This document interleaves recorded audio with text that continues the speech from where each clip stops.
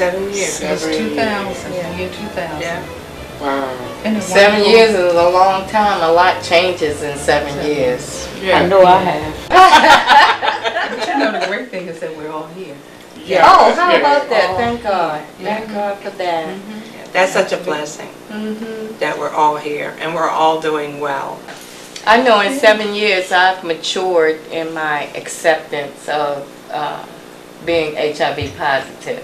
And I feel really good about that today. Yeah. We have progressed on back into a normalcy of our lives.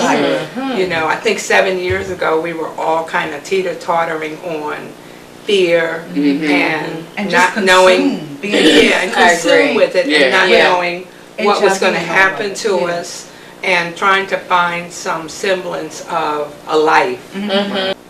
Hi, my name is May Gore, and 8 years ago I had the privilege of participating in a video with 5 women that are living with HIV and AIDS. Since that time, we have been asked what is going on with the women, and as a result of that, the women have came back together and we have decided to do our second video.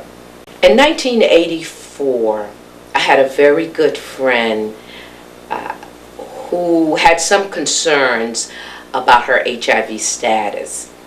And as a result of that, I encouraged her to go get tested. And her results came back positive for HIV. In 1984, people were not self-disclosing about their disease. HIV was fairly new, and we all thought it was a gay, white, male disease.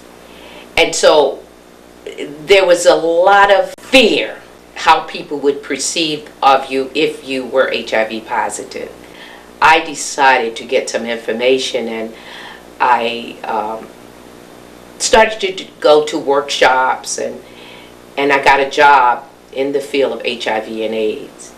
I think it was around 93.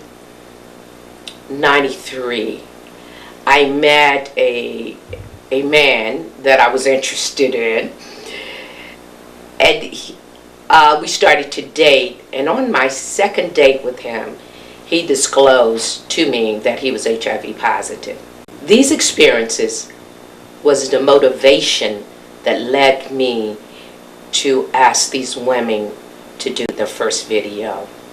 These experiences let me know that there were some women who were HIV positive that were not self-disclosing, and maybe if they saw other women just like them talking about living with HIV rather than dying, that they would be more open and receive the help that was being offered to them. I wanted to do a sequel to the first Sisters Alive video because a lot of time has passed, 7 years, and a lot of changes have taken place. And I feel that it's important to let people know that things do get better, that living with HIV is doable, and that it's possible to live a quality life in spite of being HIV positive. On the first video, I remember saying that I felt like I was healed because I had come out and began to talk about being HIV positive. 7 years ago, when, as we all know in that first video experience, I just started talking about the fact that I was living with this particular challenge of HIV. I just started to disclose. So for me, it was about getting on the other side of feeling comfortable with coming out and talking about that fact.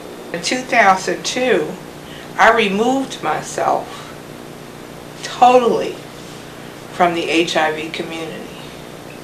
I began to feel like I needed to find other parts of my life. I guess one of the major things that's different than 7 years ago is I don't live in that fear. Even 7 years ago, I talked about being scared if I had a sore or cold. I thought I was going to die. The most recently thing really is last week. I got a letter in the mail telling me I had just did some lab work that I needed to come in, and 7 years ago I would have panicked, I would have tossed and turned, I wouldn't have been able to sleep. It wasn't like the fear that I used to have. Today, people are more open to talking about HIV, but I also feel that there is still a stigma attached to being HIV positive. And that stigma comes from within myself, as well as other people that I may come in contact with. Most of the people that know me know that I'm HIV positive, and those that are close to me treat me like an ordinary person. In my church, I'm very much supported, but looking at the faith community as a whole, it's still the stigma, the lack of education. It's not consistent with people being embraced that are HIV positive. People might be feeling a certain way in terms of trying to stigmatize me. But if I'm in that state that I was talking about, of balance and feeling good, then I don't feel it. I don't receive it. But if I'm in a place where I'm feeling kind of sad, or off my game that day, or feeling some depression, then I feel it. And there's still the internal stigma that I have. For instance, if on any particular day I'm not feeling well, you just wonder, do people really know what's going on with you? And is there anyone that you could really tell that you suffer from this chronic illness? Now in my life, I believe that the more you talk about it, the more you stigmatize yourself. We have tried so hard to take the stigma away from it. But I believe in talking about it, in the way we talk about it, we've just dug our hole deeper. It's been more challenging in the last 7 years of my diagnosis, almost coming out of a safety net, whereas though I used to work in the HIV community, but then came out of the HIV community as far as employment, and not feeling secure. So again, went almost in hiding and secrecy, afraid somebody gonna find out my diagnosis. So those same things came back that were happening at the beginning of my diagnosis. So, being ill and scared to call out, so we'll go to work sick. And then having to finally disclose my diagnosis to my supervisor. But also the medications, I became more diligent this past year to take medications. So dealing with the side effects from that. And then still being a mother to my children. And in my personal life, things have changed. Being separated, and just different stresses. And not being aware that I did have depression, but then getting the treatment for the depression and prayer and staying connected to the church. Depression is a real part of my life.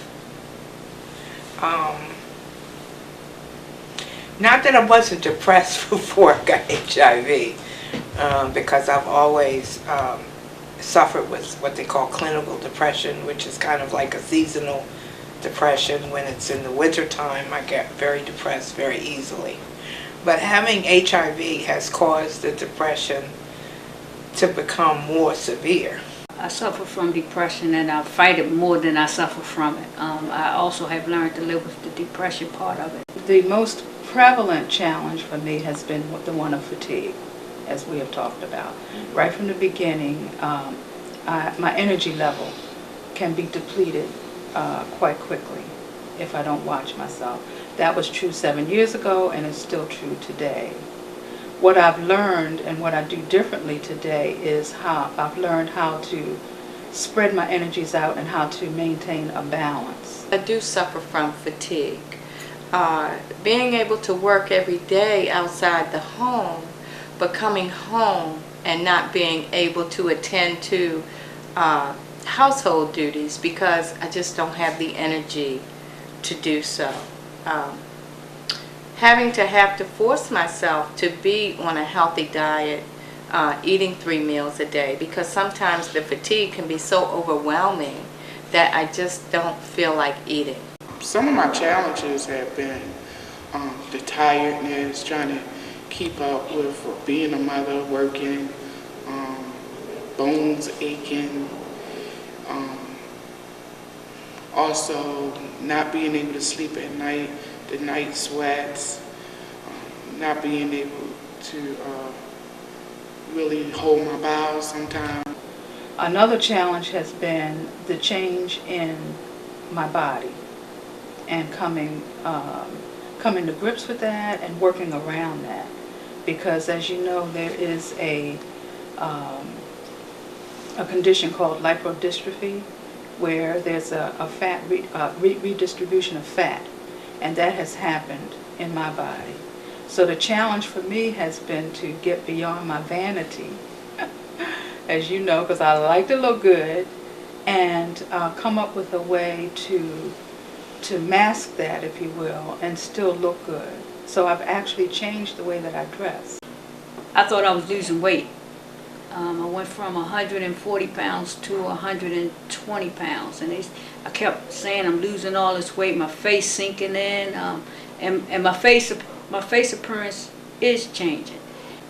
I'm still beautiful. I'm still telling myself I'm pretty. I'm still able to look at me, and most of all, just not be in denial and accept whatever's going on is going on. I do have insomnia from time to time. The way I deal with that is that I just do a lot of work at night. In my case, I developed what they call avascular necrosis, which meant that my bones were dying and wearing away because they weren't getting enough oxygen. I have suffered from yeast infections in my esophagus that have actually closed it to the point where I could get nothing down. And I've had other types of infections. I've had lung invasion. I've also been exposed to the HPV virus, which a lot of women that are HIV positive have that exposure and predisposition to cervical cancer. I'm 62 years old, will be 63 this year. And so now, not only am I facing the reality of what goes on with HIV, but also the reality of what it means to grow old. I am a sister alive. Like I said, in 1986, when I got my diagnosis, I thought I was going to die. I was ready to give up. I wasn't planning on doing nothing but just laying around enjoying life. Since then, I've been on a job for 15 years. Every day I want to quit, but every day I get up and go to work. I started a recovery house. Now we have 9. Get ready to open a daycare. Get ready to start my own food business, catering business. I am a sister alive. When I was first diagnosed with being HIV positive, I looked at it as a death sentence. And that's how I approached my life. And in the 7 years that have passed since the first video, I have lost many friends. I have even lost family members to this disease. And I have mixed feelings about having outlived some people that have been very, very close to me. And the way that I look at living with HIV today is that it is a chronic illness that I can live with. 7 years ago, I had been able to get to a place where I no longer thought about death. Now, that wasn't true in '91 when I was first diagnosed. But by the time that we did that first video, that wasn't an issue for me anymore. What I was trying to do was to get to a point where I knew what to do in order to maintain my health and to stay healthy. Now, that's not to say that during the 7 years that have passed that I haven't from time to time thought about that. You know, I might go there, but I don't stay there. And I usually go there when somebody close to me has made their transition. And I'll think about it for a moment, because I know I'm going to miss that person. But to be honest with you, I'm always glad that it's not my experience. I did think it was a death sentence. It was like, oh gosh, I'm gonna die now. I was in a psych unit, like I said many, many times. I felt like they wasn't telling me everything because they thought I was crazy anyway. And all I thought about was death. You know, from that point to now, and outlived my friends, I used to question God, why am I still here? And everybody's dying, and why ain't next? And every time somebody got sick or cold, or I got a bump, I'm gonna die now. And I believe what happened was I just started, you know, really, really, really accepting the concept of taking it a day at a time. I never felt like I was going to die. I haven't been there. I have friends, and I know people who are infected, who are always worrying about whether they're going to die today or tomorrow. That has never been one of my issues. I'm not afraid to die. I think it takes more energy to live. I've helped others who have recently discovered